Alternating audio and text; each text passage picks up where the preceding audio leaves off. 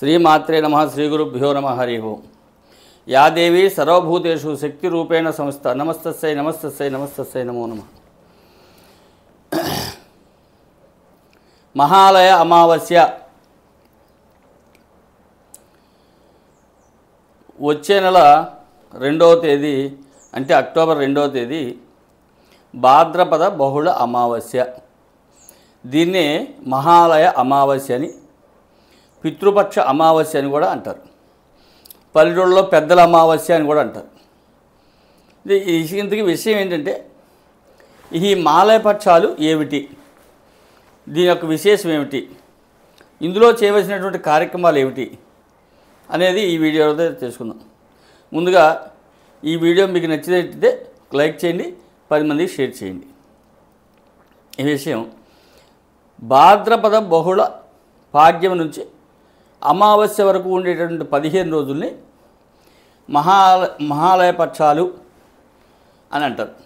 అంటే ఈ 15 రోజులు కూడా కేవలం పితృదేవతల కోసం మాత్రమే కేటాయించబడింది. అంటే మన పూర్వీకులు చనిపోయినటువంటి వాళ్ళకి తర్పణాలు, పిండ ప్రదాన కార్యక్రమాలు ఇది చేయటం కోసం. అట్లాగే ఈ మహాలయ అమావాస్య అనే దానికి విశేషంగా ఏమిటంటే, ఆల్రెడీ నేను మునుపు పితృపక్షాల గురించి ఒక వీడియో చేశాను. కేవలం ఈ మహాలయ అమావాస్య వరకే చేస్తున్నాను, ఇవాళ అమావాస్య గురించి చేస్తున్నాను. ఇది విషయం ఏంటంటే, యుద్ధంలో చనిపోయినటువంటి వాళ్ళు కానీ, ప్రయాణంలో చనిపోయినటువంటి వాళ్ళు కానీ, యాత్రల్లో చనిపోయినటువంటి వాళ్ళు కానీ, యాక్సిడెంట్లో చనిపోయినటువంటి వాళ్ళు కానీ, తిథి వార నక్షత్రాలు తెలియకుండా ఉన్నటువంటిదే ఈ మహాలయ అమావాస్య రోజున వాళ్ళకి తర్పణ పిండ ప్రదానాది కార్యక్రమాలు చేసినట్టయితే వాళ్ళకి సుఖంగా ఉంటుంది.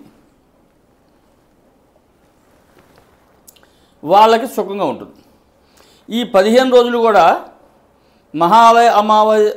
మహాలయ భాద్రపద బహుళ పాడ్యం నుంచి వచ్చేటువంటి 15 రోజులు కూడా పితృదేవతలు పితృలోకాన్ని వదిలేసి భూలోకానికి వచ్చి ఎవరైతే వాళ్ళ తాలూకు వంశోద్ధారకులు కుటుంబీకులు ఉంటారో వాళ్ళ ఇంటి వద్దే నివాసం చేస్తారు. ఎందుకంటే భోజనం పెడతారు అని చెప్పి ఆశించి, అది తిన్న తర్వాత వాళ్ళు ఆ పిండ ప్రధాన కార్యక్రమాలు ఆబ్దికాలు పూర్తి చేసుకున్న తర్వాత వాళ్ళు మళ్ళీ వాళ్ళ లోకానికి వెళ్తూ వాళ్ళు ఆనందపడి వీళ్ళకి కావాల్సినన్ని కోరికలు ఇస్తారు. వాస్తవానికి భగవంతుడు ఇచ్చేటటువంటి వరాల కన్నా కూడా 10 టైమ్స్ ఎక్కువ ఉంటాయి పితృదేవతలు ఇచ్చేటటువంటి వరాలు. అంతటి శక్తివంతులు పితృదేవతలు.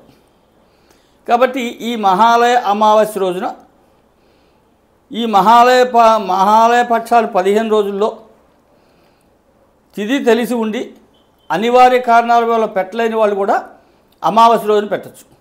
చాలా విశేషం. అట్లే మహాలయ అమావాస్య రోజున ఎవరైనా సరే ఖచ్చితంగా పితృకార్యం చేసి తీరాలి. అట్లాగే రుణాలు 3 రకాలుగా ఉన్నాయి. ఒకటి పితృరుణం, ఋషి రుణం, దేవరుణం అని.